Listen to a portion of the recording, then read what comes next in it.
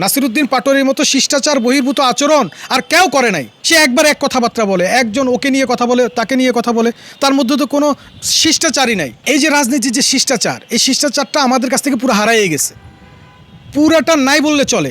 এই যে তরুণ প্রজন্ম, এই তরুণ প্রজন্মের কাছে আমরা 24 বাংলাদেশে কী চেয়েছিলাম? একটা সুন্দর সমৃদ্ধ বাংলাদেশ, একটা স্থিতিশীল বাংলাদেশ এবং নতুন ধরনের রাজনীতির চর্চা, যেখানে সব মত সব দল একসাথে রাজনীতি করবে, রাজপথে একসাথে কর্মসূচি দিবে। কিন্তু এই যে রাজনীতির যে আবহাওয়া, এই কালচারটা, সংস্কৃতিটা নষ্ট করে ফেলছে নাসিরুদ্দিন পাটোয়ারির মতো কতিপয় ব্যক্তি। বিশেষ করে আমি দায়ী করব 24 বাংলাদেশে নাসিরুদ্দিন পাটোয়ারির মতো শিষ্টাচার বহির্ভূত আচরণ আর কেউ করে নাই। তার বডি ল্যাঙ্গুয়েজ, সে তো সবসময় থাকে এমন কথাবার্তা, বেফাস কথাবার্তা বলে, এমন সে অশালীন কথাবার্তা বলে যে মানুষ তাকে ধরে মারে এবং মারলে সে একটা ইস্যু পাবে বা এনসিপি এটা নিয়ে রাজনীতি করবে। আমি বলতে চাচ্ছি, গতকালকে এই যে অশালীন আচরণ করেছে, শিষ্টাচার বহির্ভূত আচরণ করেছে কিন্তু নাসিরুদ্দিন পাটোয়ারি হামলা শিকার হয়নি।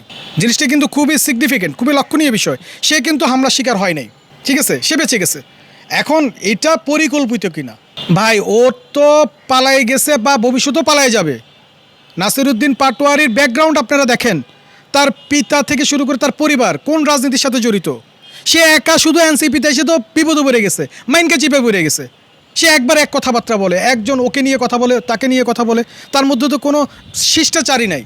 এমন একটা লোক এনসিপির মতো একটা নতুন সম্ভাবনাময় রাজনীতির দলের মুখপাত্র হয় কোন যুক্তিতে এরকম একটা শিষ্টাচার বহির্ভূত, এরকম একটা আপনার কি বিশ্রী একটা লোক আপনি এনসিপির মতো একটা ভবিষ্যতে যারা বলতেছে যে রাষ্ট্র বদলাই দিবে, তারা কত কিছু করবে, তাইলে এরে কীভাবে মুখপাত্র রাখছে? তার মানে মুখপাত্র আপনার নির্ণয় করা হচ্ছে যে ওই দলের পুরো অবকাঠামো, দলের অন্য যারা আছে তাদের সবাইকে রিপ্রেজেন্ট করে। তার মানে হচ্ছে যে নাহিদ থেকে শুরু করে যারা আছেন তাদের সবাইকে রিপ্রেজেন্ট করতেছে কিন্তু নাসিরুদ্দিন পাটোয়ারি।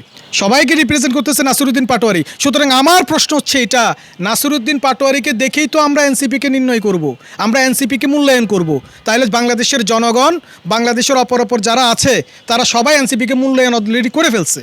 তো সুতরাং আমি বলবো, আপনারা অবশ্যই শিষ্টাচার বহির্ভূত আচরণকে আপনারা নিয়ন্ত্রণ করেন, আপনারা কাউন্সিলিং করেন, পলিটিক্যাল কাউন্সিলিং করেন, বিশেষ করে আপনাদের যারা এনসিপিকে নেতৃত্ব দিচ্ছেন।